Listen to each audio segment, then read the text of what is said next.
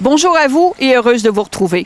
Dans quelques instants, nous allons rencontrer Jérôme Proulx, photographe, dont les photos grand format sont actuellement exposées au centre-ville de Victoriaville sur la rue de la Gare. Un bien beau rendez-vous pour connaître davantage ce photographe et sa démarche. Alors restez avec nous. Bienvenue à l'Urbain.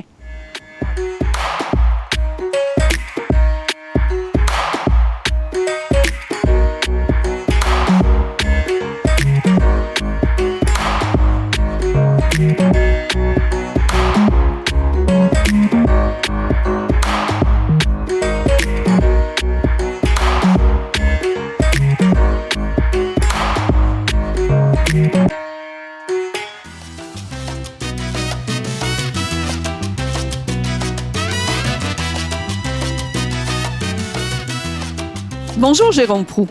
Jérôme, on est actuellement au centre-ville de Victoriaville, dans la très sympathique rue de la Gare, un endroit tout à fait approprié pour présenter vos grandes œuvres photographiques qui nous relatent en fait des moments de la vie quotidienne. Mais si je voulais bien apprécier votre exposition, comment je devrais la lire et quel est le fil conducteur?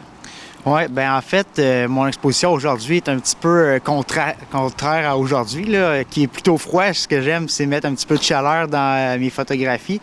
Donc, ce qu'on peut voir principalement, c'est justement des photos de rue, comme tu l'as mentionné, mais aussi, surtout des photos de voyage. Donc, pour moi, lorsque je pars en voyage, en fait, c'est là que j'apporte toujours mon appareil avec moi. Puis, ça me permet justement de pouvoir faire des beaux clichés de souvenirs, mais aussi pouvoir les partager sur mes différentes pages Facebook et aussi Instagram pour partager le beau quotidien que je peux voir en voyage. Ce que je m'aperçois, c'est des scènes de la vie quotidienne, c'est des gens qui ont été pris sur le vif. Il n'y a pas eu, j'imagine, de mise en scène dans tout ça, là. Non, la plupart du temps, c'est, comme tu le mentionnes, pris sur le vif. Puis, lorsque je vais en voyage, justement, ce que j'apprécie, c'est aller me plonger dans le vrai monde. Donc, aller dans les endroits où est-ce que c'est peu touristique, où est-ce qu'on peut voir un petit peu la vraie vie qu'on peut voir dans les... comme ici, justement, c'est 4 photos qu'on peut voir du Mexique, où est-ce que j'ai été, et aussi du Nicaragua. Donc, c'est ce que je fais. Je vais dans le vrai monde et puis j'apprécie la vie mouvementée qu'on peut voir là, dans ces places exotiques-là. Alors, j'imagine que le voyage est une inspiration, mais il y a peut-être eu tout un parcours aussi qui fait en sorte que maintenant, Jérôme fait de la photo. Oui, exactement. En fait, la pomme n'a pas tombé loin de l'arbre, comme on dit. Mon père, en fait, qui est photographe depuis bien longtemps, m'a transmis sa passion. Donc, je dirais que plus sérieusement, c'est dans les 5 dernières années que je me suis concentré vraiment à faire plus de photographies. Je me suis équipé justement pour améliorer la qualité de mes photos. Puis, on partage ça ensemble, là, justement, dans les différents voyages et petites escapades qu'on fait tous les deux ensemble. On a toujours notre petit outil pas bien loin, là. Qu'est-ce qui t'allume, en fait? Là, on a des scènes de la vie, mais qu'est-ce qui fait en sorte que tu en choisis une plus qu'une autre? C'est une très bonne question. En fait, moi, ce que surtout je regarde, c'est les couleurs. Souvent, ce qu'on peut voir dans les photographies, c'est qu'on a des couleurs qui sont punchées, si je peux utiliser l'anglicisme, en fait. Donc, oui, la composition, donc comme la celle qu'on peut voir derrière moi, où est-ce qu'on a le monsieur avec la moto, puis la voiture derrière. Donc, cette composition-là, pour moi, c'est très précieux de la saisir au bon moment où est-ce qu'on va avoir notre sujet également placé au bon endroit. Donc, si tu m'expliques ça ainsi, c'est que tu aimerais, lorsqu'on regarde des photos, qu'on se sente un petit peu plongé à l'endroit même où elles ont été prises. Oui, exactement. Donc, un petit peu comme tu le mentionnes, au quotidien, on se promène, puis parfois, on ne prend pas le temps nécessairement de se poser parce qu'on est emballé, en fait, dans le mouvement de la vie qui est rapide. Donc, c'est de prendre un moment de se poser, d'apprécier la beauté qu'on a autour de nous.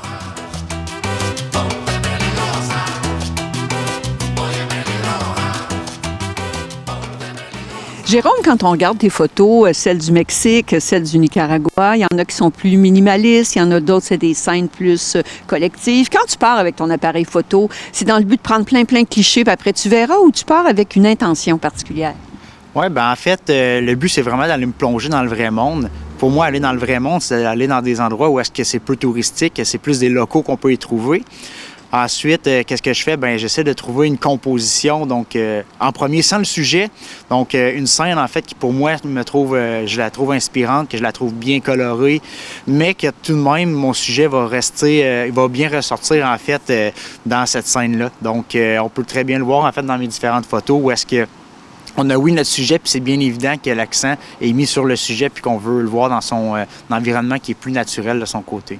Est-ce que je comprends bien? Parce que moi, quand je regarde des photos, j'y vois comme un petit bout d'histoire. Oui, bien, assurément, en fait, le bout d'histoire, c'est surtout où est-ce que j'ai passé. Puis parfois, c'est aussi une photo que j'ai prise en premier, mais qui m'a amené à aller après ça avoir des interactions avec d'autres personnes, aller voir, explorer des marchés. Donc, c'est une porte aussi pour aller connecter avec d'autres personnes parfois, même si on peut essentiellement voir des fois que c'est juste une personne qui a passé, mais des fois, ça ouvre des portes pour entrer en communication, puis créer des liens, puis connecter encore plus avec le monde, avec les locaux. Alors, lorsque tu prends des photos, parfois tu ne fais que capter la scène, mais parfois, si je comprends bien ce que tu m'expliques, tu vas aussi à la rencontre de la personne?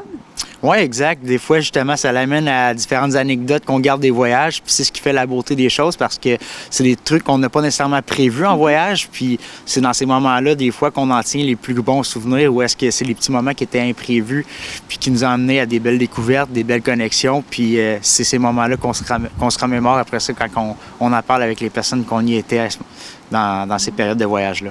Alors, c'est pas juste prendre une image, mais c'est aller à une rencontre. Oui, donc aller à une rencontre, ça permet encore plus. Parfois, je compterai une anecdote où est-ce que j'étais au Vietnam par le passé. À ce moment-là, j'avais pas tout mon bel équipement de photographie, mais ça m'a tout de même amené à aller connecter avec des gens où est-ce que j'ai pu prendre le thé et tout. Donc, ça, même si je parlais pas nécessairement la même langue, je voyais qu'eux avaient de l'intérêt beaucoup à vouloir en apprendre sur moi, puis avec les mots, des fois, on essaie de se comprendre quand même, ou les sourires, en fait, ça vaut 1000 mots aussi. Donc, on apprécie le moment encore plus. Fait que ton appareil photo a été comme un instrument pour capter leur vie, mais en même temps faire un lien avec eux. Alors, c'est une belle aventure.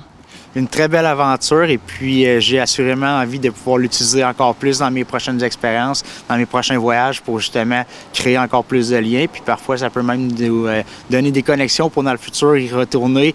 Donc, c'est à la fois un outil qui est très artistique, mais aussi un entremetteur de relations.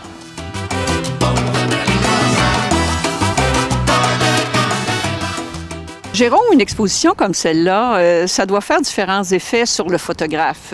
Premièrement, de voir ces photos en si grand format, d'avoir peut-être des commentaires. Comment ça s'est déroulé jusqu'à date? Oui, bien en fait, je dirais que c'est un petit peu un hasard comment ça allait tomber sur mon chemin, cette exposition-là, parce que j'ai vu justement l'année dernière la ville de Victoriaville qui demandait aux exposants, aux artistes de la région, en fait, de proposer des projets. Donc, j'ai tenté ma chance. En fait, j'ai monté un projet où est-ce que j'ai sélectionné les plus belles photos de mon voyage. Et puis, il en reste encore plusieurs aussi que je garde en réserve pour pouvoir les partager. Mais tout ça, ça m'a amené justement à finalement entrer dans le projet. Puis, finalement, je crois que le projet que j'ai soumis a été inspirant, puis a été accrocheur. Donc, c'est ce qui m'a permis de pouvoir aujourd'hui mettre cette exposition-là en valeur dans la rue de la Gare. Et puis, je suis bien content, en fait, de voir ces photos-là, en fait, en grand, parce que, naturellement, de mon côté, je suis plus familier avec le format électronique où est-ce que je publie sur mes différentes plateformes. J'imprime très, très peu. Donc, ça fait vraiment chaud au cœur, en fait, de voir ces photos-là sur un si grand format-là.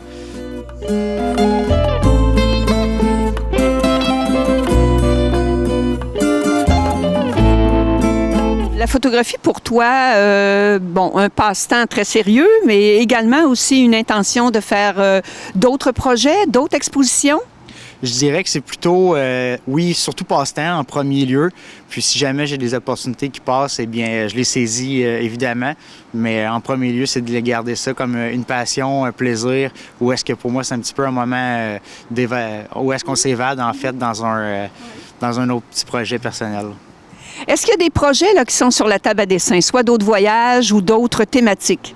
Ben, en fait, c'est plutôt un projet de vie, donc je vais devenir papa prochainement. Donc, on va pouvoir voir dans mes prochaines photos, en fait, que peut-être mes sujets vont changer, mais on va garder quand même le quotidien qu'on va pouvoir prendre en photo, mais sous un autre angle avec un autre rôle.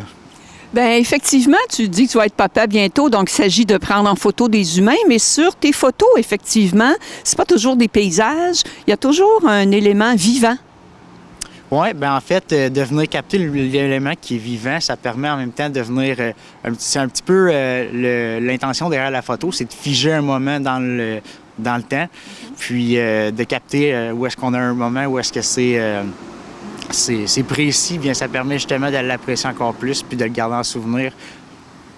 Quels sont les défis quand on prend des photos? Tu disais, j'ai commencé plus sérieusement il y a à peu près 5 ans. Tu as ton paternel qui peut, des fois, au-dessus de l'épaule, te donner des conseils. Mais c'est quoi les plus grands défis, soit au niveau technique ou au niveau artistique? Bien, en fait, c'est pas nécessairement au niveau technique parce que le but, en fait, en premier, pour commencer à faire de la photo, c'est d'avoir quelque chose pour prendre des photos près de soi. Donc, j'ai commencé justement avec mon téléphone cellulaire pour commencer à prendre mes photos. Puis ensuite, c'est de trouver un petit peu son filon artistique, comme tu le mentionnes, que ça peut être par les sujets, par ce qu'on apprécie de voir, qu'on veut transmettre, ou ça peut être aussi par les couleurs qu'on essaie de capter, de transmettre. Moi, dans mon style artistique, j'aime beaucoup les couleurs qui sont plus chaudes. Donc, ça vient justement me donner une touche un petit peu plus intemporelle, je dirais, avec, si on compare les vieilles photos, c'était surtout très chaudes dans le temps aussi. Donc, j'aime ça, garder ce petit aspect-là. Alors, dans le futur, à part le projet de papa et des photos de la progéniture, il y a d'autres projets de voyage?